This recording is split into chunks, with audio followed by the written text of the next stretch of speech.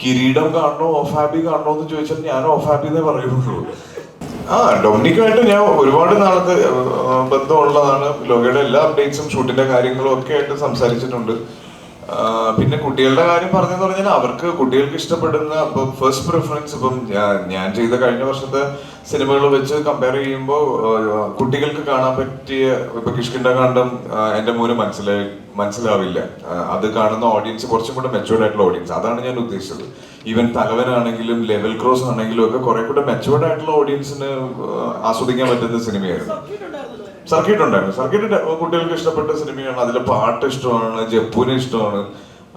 അപ്പം ഈ ബാക്കിയുള്ള സിനിമകളെ വെച്ച് കമ്പയർ ചെയ്ത് അപ്പം ലോക പോലൊരു സിനിമ അവർ തിയേറ്ററിൽ പോയി കണ്ടപ്പോൾ ഒരു ഭയങ്കര ഇപ്പൊ പ്രത്യേകിച്ച് പറയുകയാണെങ്കിൽ നമ്മളൊരു ഹോളിവുഡ് ലെവൽ സ്ക്രീൻ പ്ലേയും മേക്കിങ്ങും നരേഷനും ഒക്കെ ഉള്ളൊരു സിനിമ, അത് ഇപ്പൊ അവഞ്ചേഴ്സ് ഒക്കെ കണ്ട് ഇഷ്ടപ്പെട്ട് കുട്ടികൾക്ക് ഉറപ്പായിട്ടും മലയാളത്തിൽ അതൊരു ഫസ്റ്റ് എക്സ്പീരിയൻസ് ആണ്.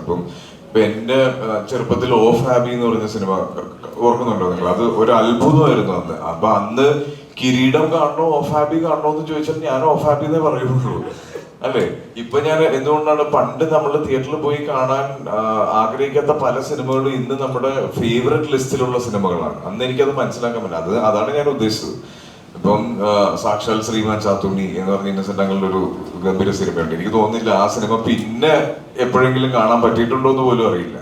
അപ്പൊ ഇപ്പൊ അവരുടെ പ്രായത്തിൽ അവർക്ക് ആസ്വദിക്കാൻ പറ്റുന്നതിനേക്കാൾ മുകളിലാണ് ഞാൻ കഴിഞ്ഞ വർഷം ചെയ്ത പടങ്ങളെല്ലാം.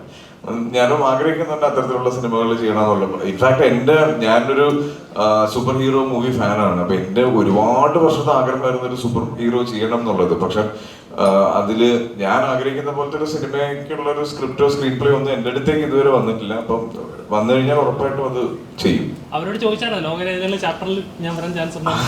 അവരായിട്ട് തരുവാണെങ്കിലല്ലേ നല്ലത്, ചോദിച്ചു മേടിക്കുന്നതിനേക്കാൾ. ആഗ്രഹമുണ്ട്, ഡെഫിനറ്റ്ലി ഉണ്ട്. ഇപ്പൊ ഏത് ആക്ടേഴ്സിനോട് ചോദിച്ചാലും ആക്ടേഴ്സിന്റെ ഏറ്റവും നല്ല ഒരു സ്വഭാവ ഗുണം അതാണ്. എല്ലാവർക്കും ഒരു ഭയങ്കര ഹെൽത്തി ആയിട്ടുള്ള ഒരു കോമ്പറ്റീഷൻ മനസ്സിലുണ്ടാവും. അവർ ചെയ്യുന്ന പോലത്തെ സിനിമകൾ ചെയ്യണം, അവർക്കുണ്ടായ പോലത്തെ സക്സസ് ഉണ്ടാവണം എന്നൊക്കെ ഉള്ളത്. അപ്പം അങ്ങനെ ഒരു ആഗ്രഹം എനിക്കും ഉണ്ട്. വിളിക്കുവാണെങ്കിൽ ഉറപ്പായിട്ടും പോയി ചെയ്യും.